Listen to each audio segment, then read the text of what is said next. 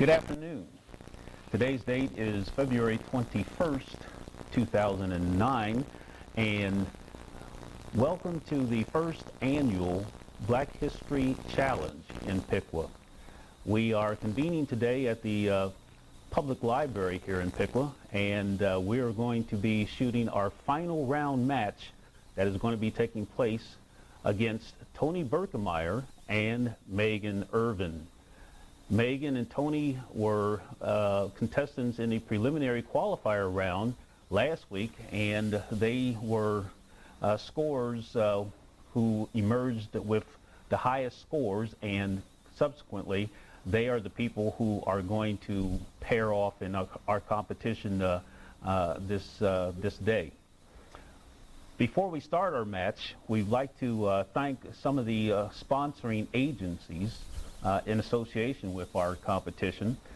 First of all, I'm a member of the Piqua Community Diversity Committee, and we'd like to thank that body for being a sponsoring agent of our competition today.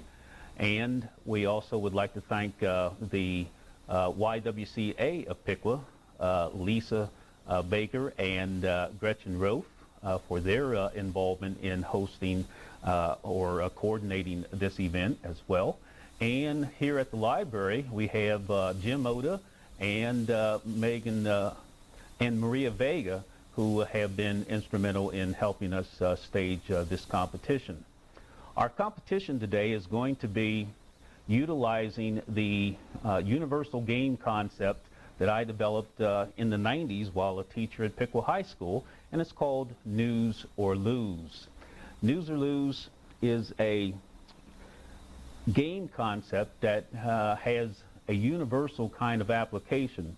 We can utilize the game concept for just about any occasion, and in school we could use it in connection with any subject matter. So we're going to use it in association with Black History today, and the game is played.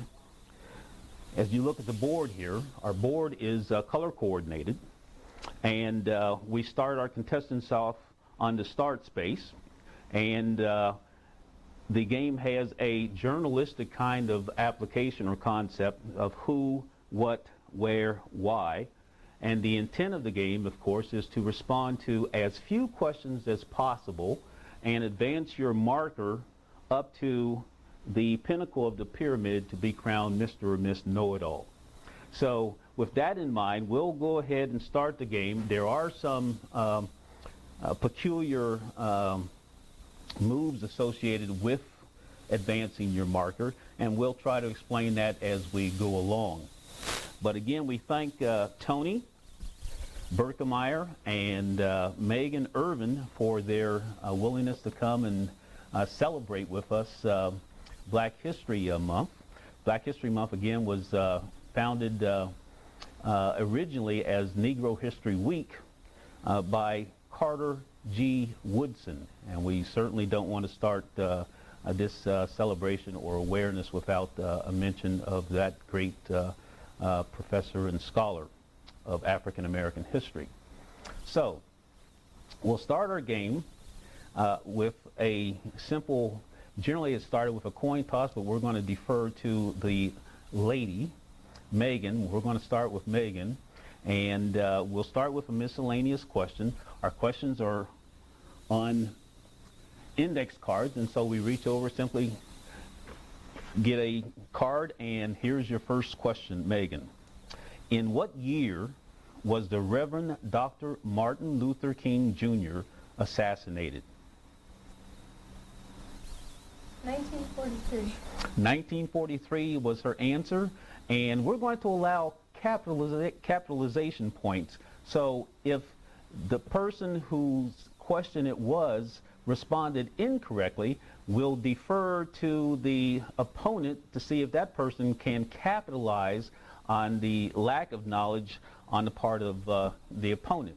So Tony, do you know in what year Reverend Dr. Martin Luther King Jr.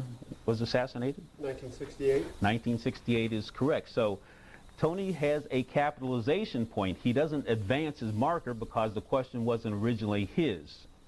But at the end of the half hour, if no one has moved to the pinnacle of the pyramid to be crowned Mr. or Miss Know-It-All, we'll take their capitalization points, and for each capitalization point, that person is allowed to advance their marker one space. Okay? So, now the question is Tony, and here is your miscellaneous question. Since Megan did not respond correctly to her question, she remains on the start space. Tony, here's your question. It's his prerogative, but this entertainer seems to play the bad boy role to the hilt. Who is he? James Earl Jones. James Earl Jones is incorrect, and Megan will ask you if you can capitalize on Tony's lack of response to that question. We'll read it again for you. It's his prerogative, but this entertainer seems to play the bad boy role to the hilt. Who is he? I don't know. We'll even ask the audience for involvement. So we see an audience member who's the what's your response? In the 80s and knows Bobby Brown. Bobby Brown is correct. So some audience participation as well. So Bobby Brown was correct, but we don't move either one to start the game. So we come back to Megan. It's your turn, and Megan, again, we ask you a miscellaneous question chosen randomly, and here it is. Name the Jamaican-born black nationalist who inspired pride in being black and was best known for his failed Back to Africa movement. I don't know. And Megan says she doesn't know the answer. We'll see if Tony can capitalize. Marcus Garvey. Marcus Garvey is correct. And another capitalization point goes to Tony. Good job. All right, so now we got to get off of the start space here, Tony. Here's your question. Spell the word that meant the withdrawal of southern states from the Union. Spell the word that meant the withdrawal of southern states from the Union. That would be secession. S-E-C-E-S-S-I-O-N. That is correct. Very good. And Tony moves off of the start space. For every correct response to a question, you move your marker or advance your marker 2 spaces.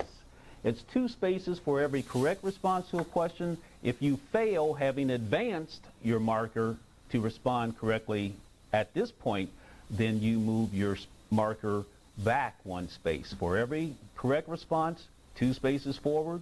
For every incorrect response, having initially moved your marker, you regress 1 space. Okay, so Tony is on the who space, and Megan, here is your miscellaneous question.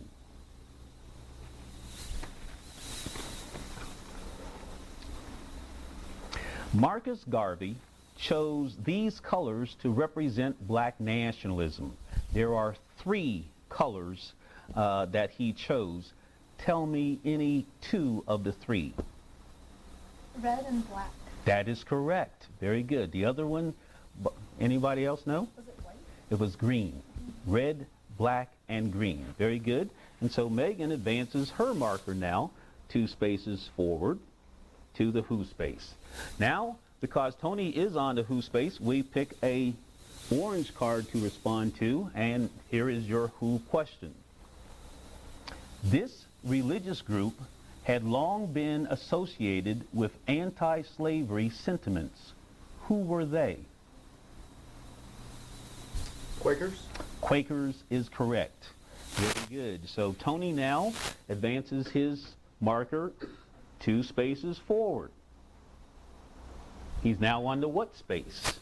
And now it's Megan's turn to respond to also a who question. And here is your question. Already, he is drawing comparisons with Jack Nicklaus as the greatest golfer ever. Who is he, Megan? Tiger Woods. Tiger Woods. And Megan, too, now moves over to the what space. Now it's Tony's turn, and Tony draws a what question specifically. And here's your question, Tony. What song was most associated with the civil rights struggles of the 1950s and 60s? We Shall Overcome. That is the correct answer. We shall overcome. That is correct.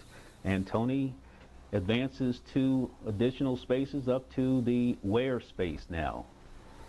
And Megan, here is your what question. When Europeans spoke of black gold in Africa, they were referring to what? Cotton. No, that's incorrect. Tony, can you capitalize? Well, I think they were referring to humans, specifically black Africans. That's the goal. Well, we want a specific response. They were referring to slaves. Slaves. And they were referring to human beings, but they were referring to them in the form of slaves. So Megan's response to the question was incorrect, and once having changed your marker, thereafter, if you respond incorrectly to a question, we regress 1 space. And so now, Megan, you are on the lose space, and it's Tony's turn, and Tony will actually get 2 chances to respond to questions. All right, Tony, you are on the where space, and here comes your where question. Everyone knows that Jackie Robinson broke the color barrier in baseball. From what Canadian city was he called up to the majors in Brooklyn?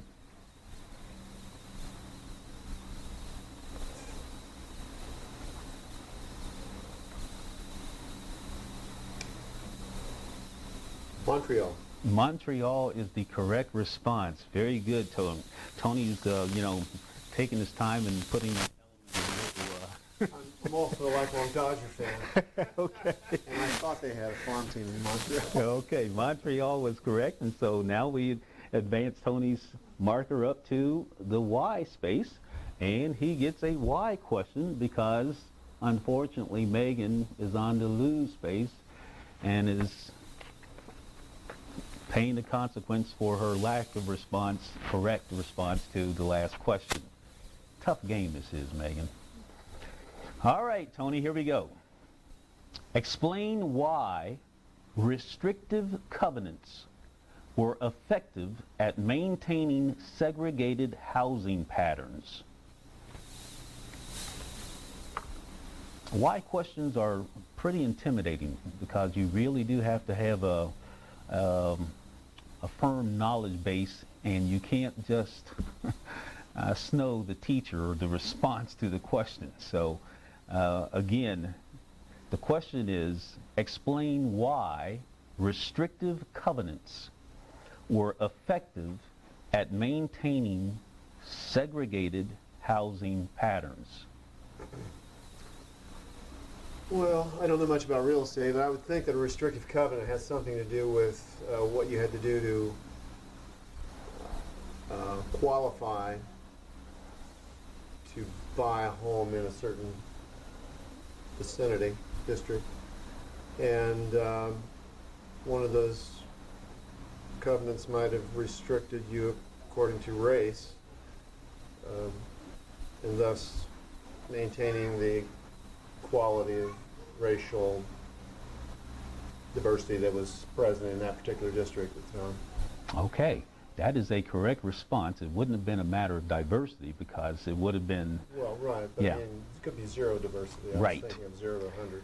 But Restrictive covenants were associated with real estate agreements between buyers and sellers, and generally the buyer had a stipulation that the house would not be sold to a person of color. So in that way, segregated housing patterns were maintained. Very good, Tony. Now that moves you up 2 spaces, and you are advancing up towards the pinnacle of the pyramid. Now, Megan, it is your turn, and you get a miscellaneous card, and here is your question. There was a phrase used in a 1955 Supreme Court ruling. The phrase was, "with all deliberate speed." With all deliberate speed. What was the name of the Supreme Court, landmark Supreme Court decision that came out of the use of that phrase to desegregate with all deliberate speed? The year before, but The name of the decision? the name of the decision that stemmed from originally. It would have been May 1954 instead of 55, but tell me the name of that landmark Supreme Court decision. Separate but equal? Oh, that's another phrase. Yeah. Yeah. That's all I've got. Okay, well, that's incorrect. Tony, can you capitalize? It's Brown versus Board of Education. Brown versus Topeka Board of Education. Yeah, that's what we're referring to. So Tony has yet another capitalization point. Okay, and what happened to the Megan? Am I back on start? We move back another space, and now you're on the who space. All right, Tony. Tony, you're on the a miscellaneous space, and so here comes your question.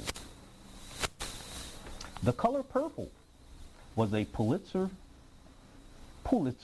Prize-winning book.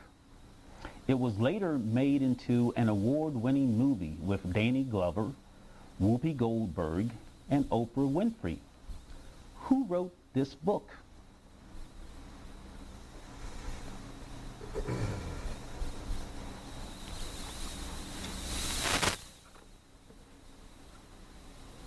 Did Bill Clinton name her the poet laureate? Are you asking the question, Tony, or are you No, but responding to I'm it? thinking that's the person, and her name is on the tip of my tongue. How much time do I have to answer this? We'll give you a little bit of time. Oh. I think she read a poem at his inauguration. Oh, she was a black lady.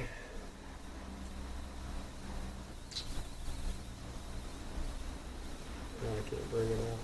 Okay. Can you capitalize, Megan? Possibly. Okay. Hold on. I was looking at this earlier, actually. So let me read the question again for you, or do you need it? No, The Color Purple. The Color Purple is the book, and so who's the author? I don't know. Can I give her a Oh. hint? Can I give her a hint? I think her first name starts with an M. No. No? No. Audience? Alice Walker. So yeah, the audience members knew So that. it wasn't that. Alice It wasn't Walker. the lady that did You- the speech. You're thinking of Maya Angelou. Maya Angelou. You're thinking of Maya Angelou. Yeah. All right. So Tony moves back 1 to the press-on space. Okay. And now it is Megan's turn. And Megan, here is your who question. Mary McLeod Bethune was the only female member of this Depression-era president's black cabinet. She was a founder of a school in Florida that bears her name. Tell me the name of the Depression-era president whom she served under.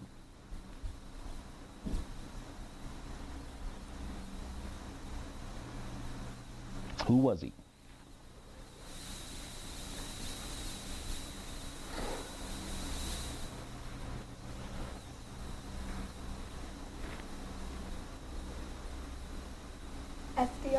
FDR is correct. Good job.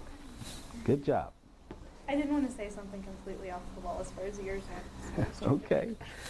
All right. So FDR, Franklin Delano Roosevelt, that is the correct answer. And Tony, you're on the press-on space, okay? A press generally is associated with a little bit of a gamble. And in pressing here, you have to accept two questions. They're miscellaneous questions. If you respond correctly to both questions, then you get to advance your marker 3 spaces instead of the usual 2. However, you do not have to accept the press, but there are times when you should accept the press, and this is perhaps one of them. If you only want one question, you can take one question, but if you get it right, you move ahead 2 spaces, and you are penalized, in essence, for your failure to exploit the opportunity for further If I advancement. land on that blue space. She gets 2 questions. Okay. Well, I'll take 2 questions. Okay, all right. All right, so 2 miscellaneous questions, and the first one, Tony, is the policy of creating a timeline for the release of slaves into freedom was practiced by great Virginia planters like George Washington and the Virginia planter who is very much connected with black settlement in Piqua, whose name is John Randolph. What was this policy called? So we'll read that again for you. We interjected something there for you. The policy of creating a timeline. So in other words, a release of slaves in the future. What's that called?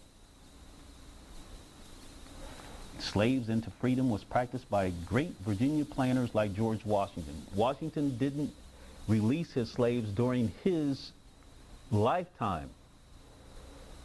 He set a date, and the date was associated with his death.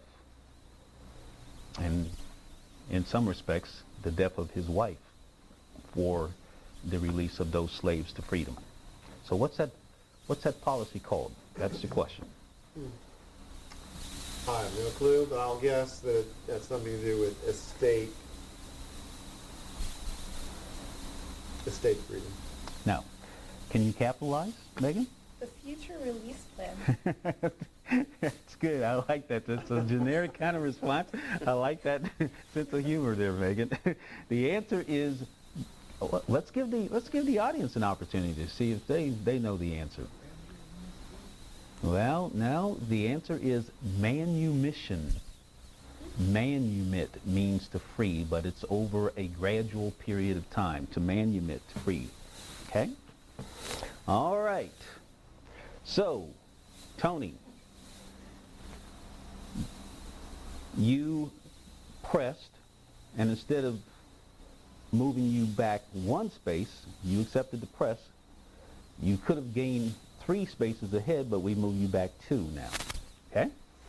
And Megan, it's your turn. You are on the what space, and here comes your what question. There's approximately 12 minutes remaining in this game. What is the name of the organization founded by Jesse Jackson? His critics claim he uses strong-arm tactics to bolster himself and his organization. What is that organization called? I do not know. Okay, Megan doesn't know. Tony, can you capitalize? Rainbow Coalition? That is correct. The Rainbow Coalition, or there's another name. Do you know, audience members, what's another? That's probably the popular name. This organization is a part of the Rainbow Coalition. I'll accept either one. I had either one down. Push. People United to Save Humanity.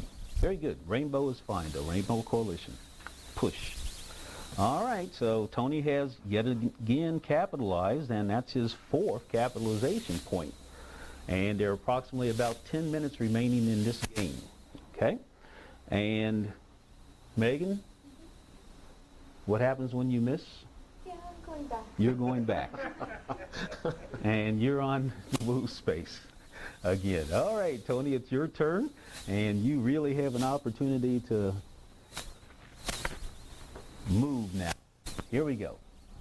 It was a forerunner of the NAACP, and its name was taken from the source of power that would be necessary in its leadership role of advocating civil rights. I want you to think of a natural source of power, either Canadian or American, in association with this organization.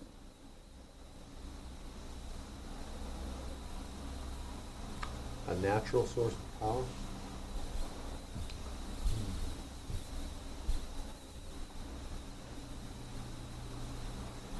So this would be in association with this. I'll read the question again for you if you Okay. like.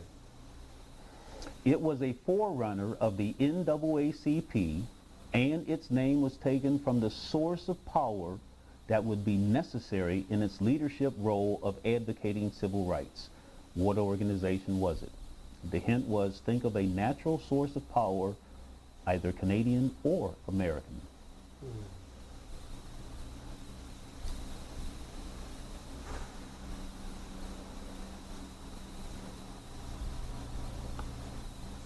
Hydroelectric power. Water. Can you capitalize, Megan? The windmill group. The windmill group. That's incorrect. Okay. Audience members, what do you think? That is correct. There you go. The answer is the Niagara movement, a natural source of power, either Canadian or American, either on the Canadian side or American side. So Tony missed that one, and what happens? We move his marker back one space. He's on the where space, but Megan is on lose, and so Tony gets another shot. So here's your where question, Tony. The first black man awarded the Congressional Medal of Honor was Sergeant William Carney of the Massachusetts 54th for the charge on Fort Wagner. Where was Fort Wagner? South Carolina. South Carolina is correct. And Tony goes up 2 spaces. He's on Y. Now it is Megan's turn, and Megan gets a miscellaneous question. And we randomly select that. Here we go.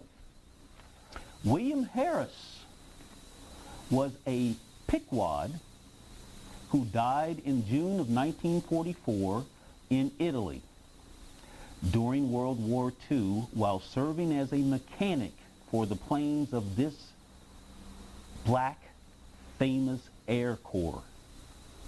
Can you name this group?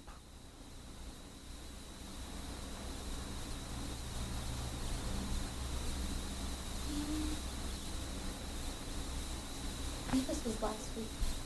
This question, but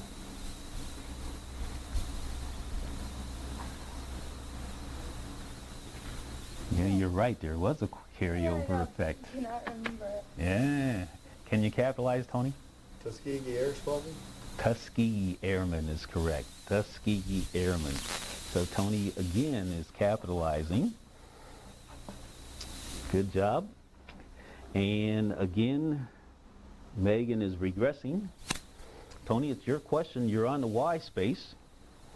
And there are approximately 5 minutes remaining in the game.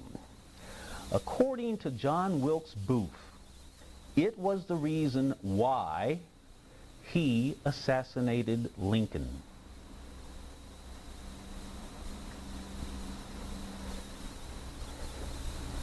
He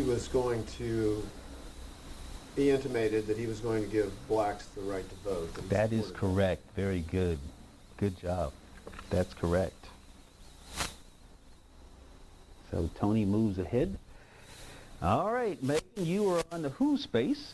And here is your who question. We got two there stuck together. You wanted the other one, didn't you? Okay. Here's a quote. We have allowed death to change its name from Southern rope to Northern dope. Too many black youths have been victimized by pushing dope into their veins instead of hope into their brains. This guy is quite poetic with a lot of his phrases. And we'll give you this information as well. So says this leader of the Rainbow Push Coalition. Who is he? Jesse Jackson. Very good, Megan. And that was a hint that was actually on the card, so you came up with that one pretty well. All right, so we're moving up again. You're on the what space, and Tony, it's your turn. You're on a miscellaneous. You get a miscellaneous card, and here we go. Tough question. The process for making African slaves docile, obedient, and willing workers was called what? It was a form of indoctrination called blank. What was this process of making African slaves docile, obedient, willing workers for their masters called? Tough question. Brainwashing. It was a form of brainwashing. Yes, it was indoctrination, but that's not the correct answer. Megan, can you capitalize? Institutionalization. Yeah, it is that kind of a process, yes, but the answer is seasoning. Seasoning. That's a tough one. Sounds Okay. like a euphemism, doesn't it? Okay, well, we moved Tony back a space. He's on the press on, and you're on what? Is that correct? Okay, here's your what question, Megan. Here's a carryover effect here. Maybe. Frederick Douglass was a recruiter for the well-known Massachusetts 54th. This black regiment was highlighted in this award-winning movie. What was it titled? We'll even give you some of the actors who starred in it. Morgan Freeman and Denzel Washington. What was the name of that movie highlighting the Massachusetts 54th? Is it The Color Purple? Oh, Megan! No, I don't have a clue. Okay, well, Tony, can you capitalize on that one? I got a feeling you will. Can I tell you what fort they attacked? Yeah. Fort Wagner. Fort Wagner was the fort that they attacked, and the movie was... I'm trying to remember. Oh, you can't remember the movie? I saw it. Yeah. Winfrey, and they had a white commander who kind of led the charge, and he fell, and then they took up the flag. Well, you saw the movie, but we're after the name. And the name of the movie is, audience? Glory. Glory. Glory. Yes, okay. All right, so Megan, once again, this is the area that you really seem to... Can I go backward up this? All right, so Tony, it's the press-on situation again. You want to go for... Yeah, we'll take two. All right, you'll take two questions, two miscellaneous questions. Here's the first one. The Quaker Levi Coffin conducted a leadership role in this organization. There's less than a minute to go in the game. Less than a minute. The Quaker Levi Coffin conducted a leadership role in this organization associated with the transportation industry. Which transportation industry would that be referring to? The Underground Railroad? Of course. All right, so here's the one for the money, and your second one, since you're pressing, here we go. This group fought hard to impose a punitive plan upon the South for having caused the Civil War and enacted laws to protect the freedom and citizenship rights of the former Southern slaves. Can you name this group? Can you repeat that again? I will. This group fought hard to impose a punitive plan upon the South for having caused the Civil War and enacted laws to protect the freedom and citizenship rights of the former Southern slaves. Can you name this group?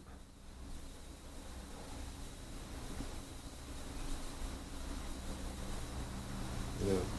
Can't name the group. Can you capitalize, Megan? No. Audience, can you capitalize? No, it wasn't carpet. Radical Republicans. That's the answer. Very good. Radical Republicans. The Radical Republicans. Very good. Okay. Last question. We go to Megan. Tony, we move you back 2 spaces because you pressed. And you were on lose, though. So unfortunately, we do go back to Tony. Tony gets the last question. My head is spinning. All right. This is it. Through the wonders of technology, this father and daughter tandem hit #1 on the charts with Unforgettable. Name them. Nat King Cole and Natalie Cole. Nat King and Natalie Cole is correct. And so we move you 2 spaces ahead. And that concludes the game as far as a timeline is concerned. Now, because we look to see what the capitalization points were, Megan, so you stay right where you were. And Tony had 5 capitalization points, and we advance his marker 1, 2, 3, and he doesn't need a 5th one. Tony is crowned the champion, and Tony Berkemeyer is this year's Black History Month Challenge champion. Congratulations to you, Tony. Thanks, man. Good job. I just want to say my wife is never going to forgive you for installing me as Mr. Miller. Okay, and we have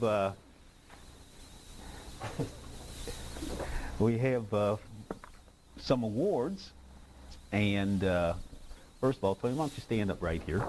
And again, congratulations to you. We really appreciate you coming and taking part in our Black History Month Challenge. And this is the first place certificate that goes to Tony Berkemeyer for having won our News or Lose Black History Challenge. Thank you, man. Okay, thank you again. And we have also for our runner-up, Meaghan Urban. Meaghan, thank you for coming and being a part. You know, I know you were real nervous about this, but I thought you did a good job. And the purpose of our game was to, you know, give people an opportunity to gain some understanding and knowledge, as well as to see where they are in terms of their knowledge of Black history. Thank you so much for your involvement in this program, Meaghan. Thank you. And we have some additional prizes, and we'll award those prizes a little later on. We do want to again thank Joe Teach, the videographer, for his willingness to come and be a part of our program and taping. And there are a number of people who have been contributing to our sponsorship in the way of prizes. And I'm going to let Maria Vega give us an opportunity to know who some of those people are and what some of those prizes are, if she would. The library has donated books to each of the participants, so we have a number of books that they can select from to increase your knowledge. Wyans has donated some small chocolates, so that's just because this is such a sweet month to remember, so we're going to add some chocolates. And McDonald's has participated by helping with gift certificates for those who've got honorable mention in our contest. So, and of course, Mr. Hamilton has also helped us with sponsoring some prizes too, and with his generous time and by letting us use his game. So thank you very much.